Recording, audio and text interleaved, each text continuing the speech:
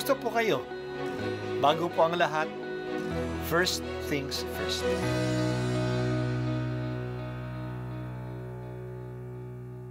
Good morning po.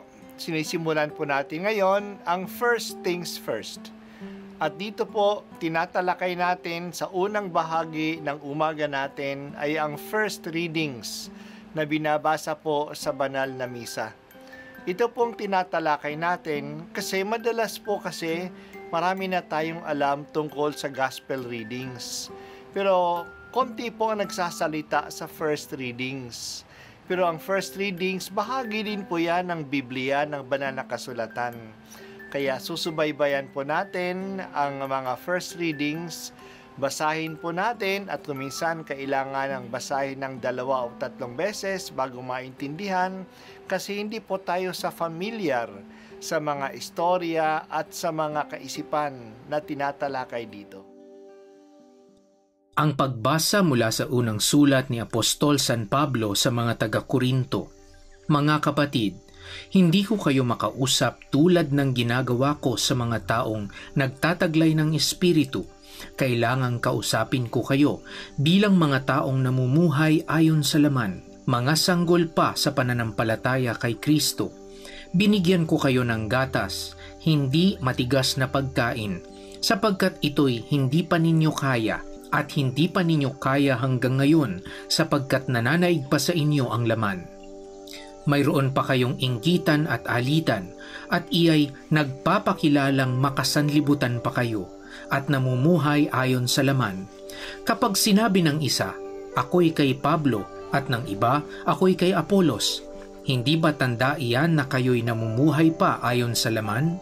Sapagkat sino si Apolos at sino si Pablo? Kami mga lingkod lamang ng Diyos na kinakasangkapan niya upang akayin kayo sa pananalig kay Kristo. Ginagawa ng bawat isa ang gawaing tinanggap niya sa Panginoon. Ako ang nagtanim, si Apolos ang nagdilig, ngunit ang Diyos ang nagpatubo at nagpalago. Hindi ang nagtatanim ni ang nagdidilig ang mahalaga, kundi ang Diyos na siyang nagpapatubo at nagpapalago. Ang nagtatanim at ang nagdidilig ay kapwa manggagawa lamang at bawat isa'y tatanggap ng gantimpala ayon sa kanyang pagpapagal. Kami parehong manggagawa ng Diyos at kayo ang bukirin niya. Kayo rin ang gusali ng Diyos. Ang salita ng Diyos. Salamat sa Diyos. Ang isang dahilan bakit sumulat si Pablo sa mga taga-Korinto ay nabalitaan niya na hindi sila nagkakaisa. Nagkakapangkat-pangkat sila dahil sa mga kinakampihan nilang mga tao.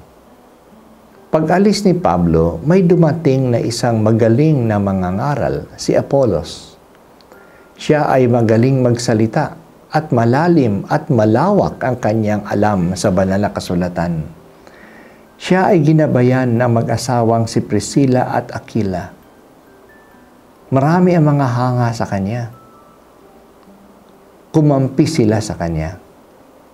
At nag-away-away ang mga taga-Korinto dahil sa kanilang kinakampihan.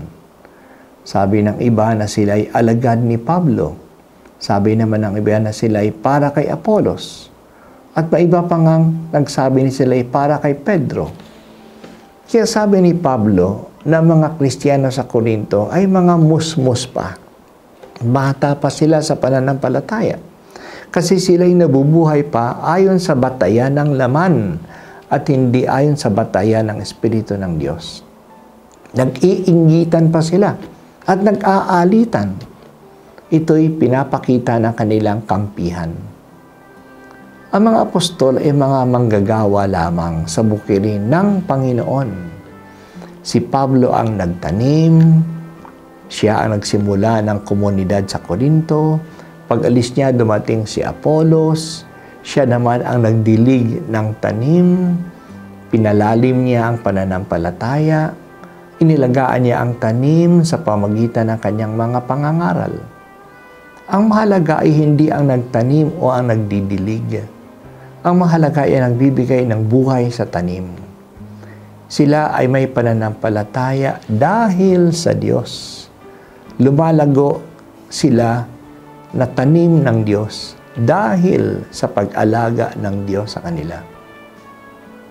Mahalagang palaging paalaala sa atin ang ating loyalty ay nasa Diyos, na kay Hesukristo at hindi sa sino mang tao o pari o obispo o kardinal. Huwag natin ihambing ang mga manggagawa sa ubasan ng Panginoon kasi iba-iba ang kanilang tungkulin at gawain sa ubasan. Iba-iba rin ang kanilang kakayahan, pero lahat sila ay ginagamit ng Diyos upang palaguin ang mga ubas sa ubasan. Madaling maghambing ng mga tao. Ang iba ay gusto ng parish priest, ang iba naman ay ang assistant parish priest o ang former parish priest. May mga ina-idolize tayo. Kung tayo ay taong maka-espiritual, si Jesus ang dapat nating tingnan. Siya lang ang dapat nating tularan at siya ang mamahalin natin.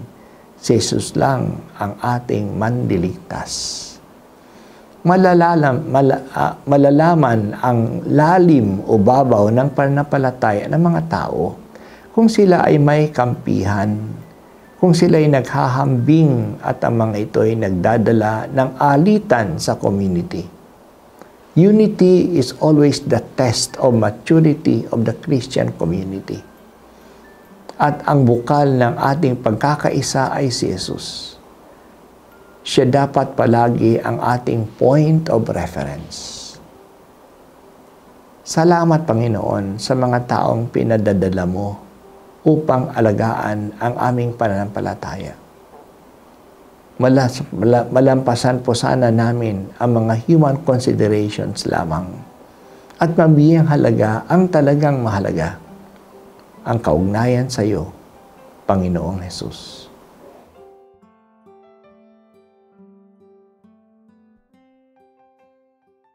At ako po ay si Bishop Broderick Pabilio dito sa First Things First.